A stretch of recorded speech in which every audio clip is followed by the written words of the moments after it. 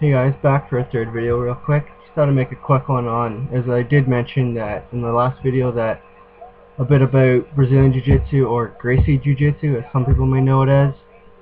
And just in case some people don't really know too much about it, as it is slowly making its way into the mainframe more and more.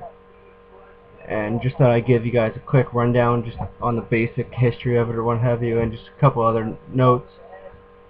It did originally come from the martial art judo, as with same thing as judo. It does use throws from standing and stuff like that, and just where when it gets to the ground is where it becomes its own art. It became Gracie Jiu-Jitsu from the founder of it, Grandmaster Helio Gracie, who has since passed away just due to old age. I believe he was in his 90s. I'm not too sure, as he had already passed by the time I had started training in it, so I never did have the chance to learn a lot about him or even to meet him, which really sucks. But anyways, it started from Helio Gracie and a couple other of his friends, Mitsuo Mahida, Carlos Gracie, one of his brothers, and Oswald Sada, also Helio Gracie, as I had mentioned. And those four right there are and will be the only Grand Master 10th degree red belts in the art, as since they have all passed, that anybody that gets up high enough will stop at a 9th degree, as 10th degree has now been reserved for the creators of the sport. And it takes a good 10 years just to reach a black belt. That's if you're not like you're not a professional fighter, so you have time to train 24/7.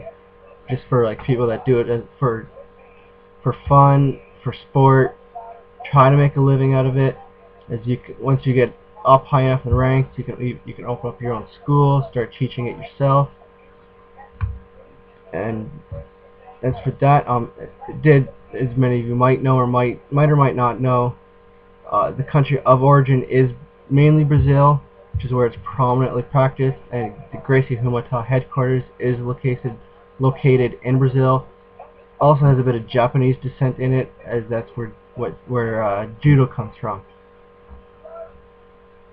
A bunch of the big name guys that did help it along the way, as you all know, would be Royce Gracie.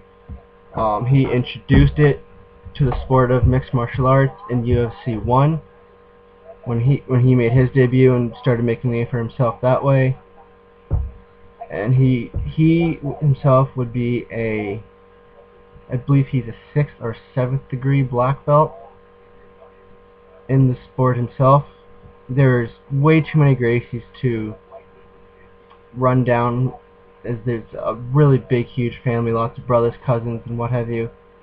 I myself train under Hoyler Gracie, which is Royce Gracie's brother. I don't know if any of you may or may not have heard of Hoyler, but he himself is a 5th degree black belt in the sport. 5th or 6th, actually, I believe he's a 6th degree.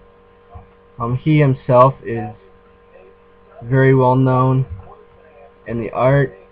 He's not one of the Gracies that's kind of is in his brother's shadow. As most of them are, the younger ones are starting to come up, have their own gyms, making names for themselves, what have you. He is a 4-time World Jiu-Jitsu champion, and the only person to ever go undefeated at the Worlds. So enough about that. As I did mention before in my last video, that St. Pierre and Nick Diaz, they are both blacks. Diaz being under Cesar Gracie, and St. Pierre, I just read up on it. He originally was training under Renzo Gracie, a very big name, very good jiu-jitsu practitioner himself. He is also 6th degree, and he is one of the brothers of Royce and Hoyler, and would be His father would be Helio Gracie, the creator of the art, and that's where George received his purple through brown belt under Renzo Gracie, and then received his black belt under Bruno Fernandez.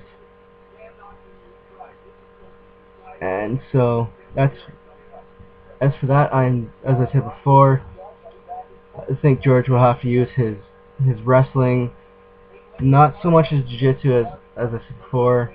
Diaz would more than likely have the better jiu-jitsu, as he does compete in tournaments and world tournaments and big tournaments like that himself, and George just kind of has it as part of his training. So hopefully in that fight, George versus Diaz, George wins.